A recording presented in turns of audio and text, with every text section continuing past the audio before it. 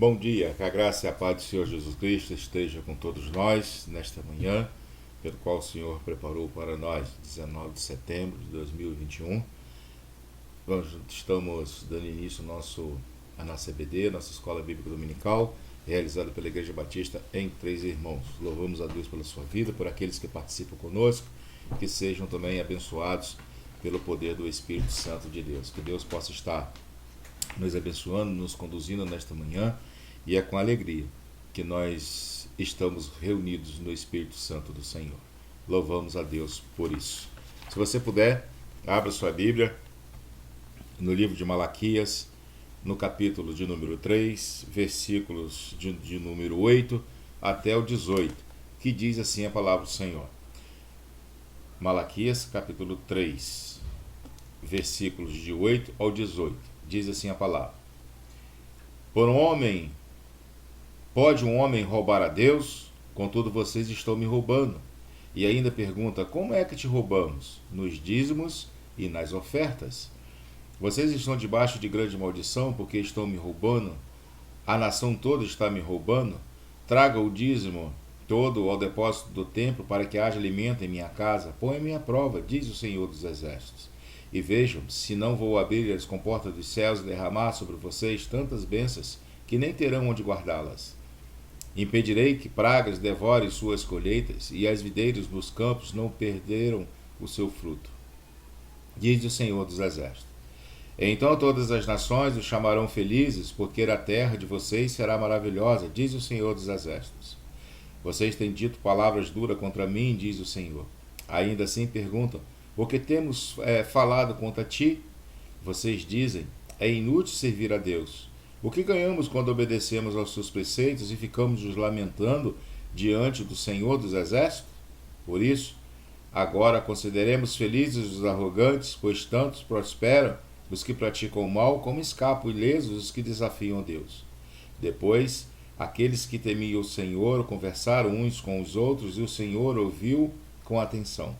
Foi escrito um livro como memorial na sua presença, acerca dos que temiam o Senhor e honravam o seu nome.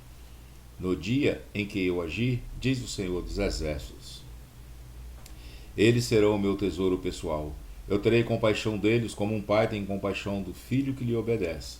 Então vocês verão novamente a diferença entre o justo e o ímpio, entre os que servem a Deus e os que não o servem. Vamos estar orando nesse momento, agradecendo a Deus pela leitura da palavra do Senhor. Amado e querido Deus, louvamos, exaltamos o Teu nome nesta manhã e te agradecemos, ó Deus, por todos esses que participam conosco, ó Deus, que estão ouvindo e participando da nossa BD. Que sejam, ó Deus, alcançados pela Tua graça, consolados seus corações e que haja, ó Deus, entendimento com a Tua palavra. Assim nós oramos agradecidos em nome e pelo amor de Jesus Cristo, hoje e eternamente. Amém e amém. Hoje nós vamos estar falando sobre a generosidade e dízimo. Na primeira parte, hoje nós vamos estar falando sobre isso. Em Malaquias 3:10, é uma conversa entre Deus e a nação de Israel, que não estavam contribuindo com os sacerdotes, com o templo do Senhor, como deveria estar participando, como for instruído na lei de Moisés. Muitas vezes tratamos o dízimo em separado das finanças. Primeiro, porque o dízimo não se restringe ao dinheiro somente, e segundo, porque a entrega do dízimo é cercada de uma santidade confessional e emocional em larga escala. Refletir sobre o dízimo é sempre necessário, pois que em todas as épocas houve, infelizmente, quem discordasse da origem e aplicação. Hoje ainda, como se não bastasse a oposição dos incrédulos, muitos falsos teólogos se levantam fortemente armados de seus argumentos ilusórios para negar, sejam nos púlpitos, na imprensa e até mesmo nas redes sociais, a necessidade e a importância do dízimo. Há uma gama de seguidores dessa oposição à palavra, em sua maioria pessoas avarentas que nunca contribuíram. Vejamos o que a palavra nos diz acerca do dízimo. Primeira coisa, no começo. Em Gênesis 4, versículo 3 e 4, encontramos a primeira disposição para entregar a Deus uma oferta. Caim oferece a Deus o fruto da terra e Abel entrega oferta de seu gado. Poderíamos pensar que já seria uma referência ao dízimo. No entanto, é mencionado o termo oferta. Vale considerar que a atitude da entrega foi movida pelo princípio da gratidão, o mesmo princípio que deve nos mover hoje. Isso nos mostra que quando Caim e Abel produziram, extraíram algo da terra, plantado, cuidado, produzido por eles, cada um dos dois ofereceram ao Senhor como gratidão aquilo que eles haviam produzido. Mas qual era o sentimento de cada um nesse momento de gratidão? É aqui que está o segredo da história, onde Deus conhece os nossos corações. Deus sabe dar valor à nossa gratidão, à nossa entrega. Como é que estava o coração de Caim, como é que estava o coração de Abel no momento da entrega, no momento da gratidão ao Senhor por aquilo que eles haviam produzido. Onde que Deus reprova a oferta de Caim e se agrada da oferta de Abel. Abraão então entregou ao sacerdote Melquisedeque o dízimo de tudo que havia ganho com a vitória sobre os seus inimigos. Em Gênesis 14, 17 e 20, qual foi a motivação de Abraão, ou de Abraão? Foi a gratidão. Ele reconheceu a bênção divina e devolveu ao Senhor uma parte do que havia conquistado. Em sua experiência de fuga, Jacó tem um sonho no qual ele percebe a presença de Deus naquele lugar. Ele faz então um voto. E qual é o voto que Jacó faz? O voto de entrega, um voto de gratidão, um voto de entregar o dízimo de tudo o que conquistasse. Em Gênesis 28 e 22. Novamente a gratidão, ela está presente na vida de um servo de Deus, na vida de Jacó, como ele via o seu pai fazendo isso com Deus, ele agora está na obrigação de fazê-lo também, mas no sentido de gratidão, de ser grato. E fica evidente que a prática de entregar o dízimo a Deus já era conhecida pelos seus antepassados, como Jacó assim praticava, como Abraão praticava. Deus instrui israelita, por meio de Arão e Moisés, a contribuir com o dízimo para o sustento dos sacerdotes e levitas que eram responsáveis pelo serviço do santuário. Conforme está em Números 18, de 21 a 26. Em o Novo Testamento, Jesus também deixou claro sua aprovação ao dízimo ao repreender a hipocrisia dos fariseus. Em Lucas 11:42 diz: ai de vocês, fariseus, porque dão a Deus o dízimo da hortelã, da arruda e de toda sorte de hortaliças, mas desprezam a justiça e o amor de Deus. Vocês deveriam praticar, sim, estas coisas sem deixar de fazer aquelas. Ou seja, praticar a justiça e o amor de Deus, mas não negando as suas ofertas e os seus dízimos. Justamente o que faltava no sentimento dos fariseus era o caro princípio da gratidão, da entrega dos dízimos. A igreja primitiva cresceu graças à fidelidade dos cristãos nos dízimos e nas ofertas. O apóstolo Paulo faz menção dos mesmos princípios do Antigo Testamento, os quais regiam o sustento dos levitas, trazendo-os para a sua realidade, como alguém que também dependia do sustento por meio das contribuições dos crentes para a continuidade do seu ministério. No decorrer da história, esse tem sido o método usado para a manutenção da casa de Deus e na expansão do evangelho por todo o mundo.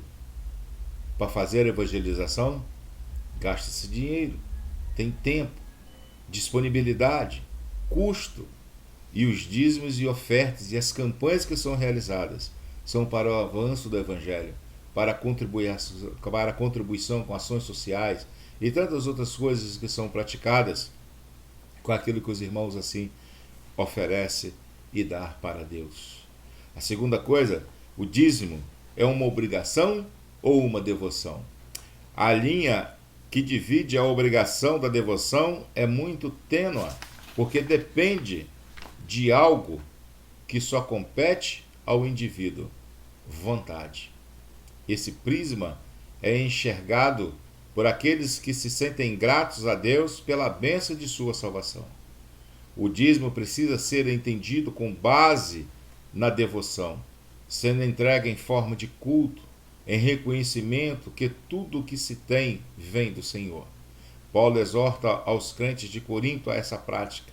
Cada um dê conforme determinou em seu coração, não com pesar ou por obrigação, pois Deus ama quem dá com alegria. 2 Coríntios, capítulo 9, versículos 6 e 7. Perceba então que Deus não ama o que Deus ama quem dá com alegria. Ele ama a pessoa e não o valor que as pessoas estão contribuindo. Ama a motivação, a gratidão e não a quantidade. Ao entregarmos o dízimo, reconhecemos a entrega da menor parte, pois a maior continua em nossas mãos. O dízimo, a 10ª parte daquilo que ganhamos, é a forma mais justa de equiparar todos os cristãos. O dízimo não nos nivela pela quantidade. Não importa o muito de alguns ou o pouco de outros. O que realmente importa é que todos entreguem a 10ª parte ao Senhor. Isso é uma forma de gratidão ao nosso Deus por tudo que Ele nos dá, por tudo que Ele nos concede. E o terceiro, qual é a questão principal? Você é dizimista?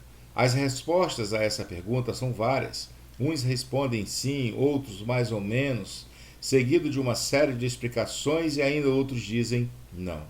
Respeitando o posicionamento e a resposta de cada um, poderíamos aqui discorrer sobre os mandamentos bíblicos e promessas vinculadas ao dízimo e ainda argumentar contra as inúmeras pregações, segundo as quais afirma que o dízimo seja apenas para os judeus no Velho Testamento. Não cabendo hoje, a questão principal é que dízimo é uma questão de amor e obediência ao Senhor, e que serve tanto para o antigo como serviu e serve para o novo, no tempo que nós estamos vivendo.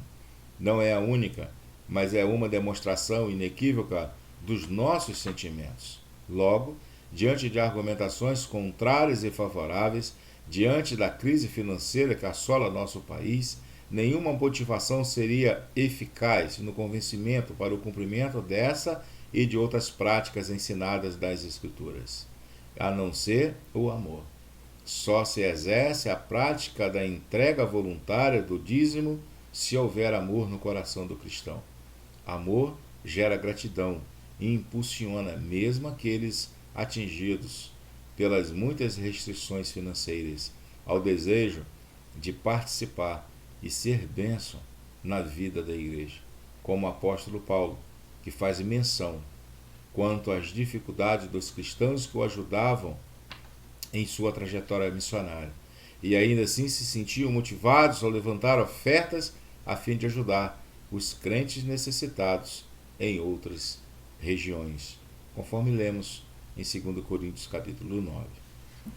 A necessidade mesmo daqueles que eram pobres levantaram dinheiro, os crentes da Macedônia, para os irmãos da Judéia e de Jerusalém que passavam por dificuldades. E para concluir, por vezes, o cristão se esconde da entrega do dízimo atrás de suas desculpas para não o fazer, atrás de suas crises pessoais e financeiras, das quais jamais sairá sem uma ajuda profissional e reeducação financeira. Tal indivíduo se esconde sob as explicações dos outros, quando, na verdade, deveria buscar suas próprias experiências com o Senhor. É Deus mesmo quem o convida a uma prova de fé, entregando-se a Ele, dependendo exclusivamente dele. De nada adianta declarar-se ser cristão se não confiar na provisão do Senhor. Entenda que o dízimo seja um ato de adoração ao Senhor, de louvor e honra à sua santidade. Entrega o dízimo, não esperando receber, mas porque já recebeu, e isso significa que o todo está na nossa mão. Pois Deus já deu a você e permita-se as grandes experiências com Deus. É um ato de gratidão. Quando nós praticamos o dízimo, não é porque nós estamos devendo o dízimo, é por um ato de gratidão ao Senhor, por aquilo que Ele tem nos dado, por aquilo que Ele concede-nos em receber. E louvamos a Deus por isso. Da 10ª parte que a gente dá para o Senhor, 9 permanece conosco. E essas 9 são multiplicadas. Não porque damos o dízimo, mas porque agradecemos a Deus pelos recursos que nós temos. E para nós pensarmos e agirmos na sua relação com o dinheiro, você entende que deve retirar o dízimo e entregá-lo? E lembramos sempre que nós entregamos uma parte, a 10ª, e de 9 partes fica conosco. É interessante nós pensarmos que sinta-se parte relevante nesse processo evangelizador de Deus, a favor do mundo por meio de seu dízimo. Aquilo que você contribui é aquilo que é empregado na obra do Senhor. E que outros terão também o privilégio de encontrar-se a salvação. Vamos estar orando nesse momento. Amado e querido Deus, louvamos e exaltamos o Teu nome, Senhor, nesta manhã, pelo qual o Senhor assim nos proporciona.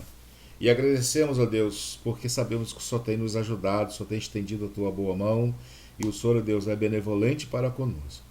Obrigado, Pai, por tudo que o Senhor tem assim derramado sobre as nossas vidas. Que nesta manhã, ó Deus, o Senhor esteja visitando os Teus filhos, ó Deus. Toda a família da irmã Irani, Deus, as famílias da Tua igreja, os jovens, os adolescentes. Que o Senhor, Pai, esteja com a liderança da Tua igreja. Que ali, ó Deus, possamos fazer o melhor para o Teu reino.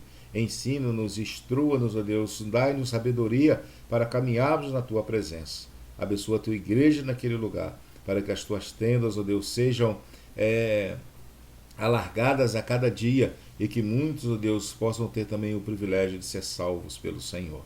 Abençoa, ó Pai, o culto de logo mais, que o Senhor, Pai, esteja com cada um de nós, que o Senhor, Pai, esteja abrindo, ó Deus, caminho para os Teus filhos passarem.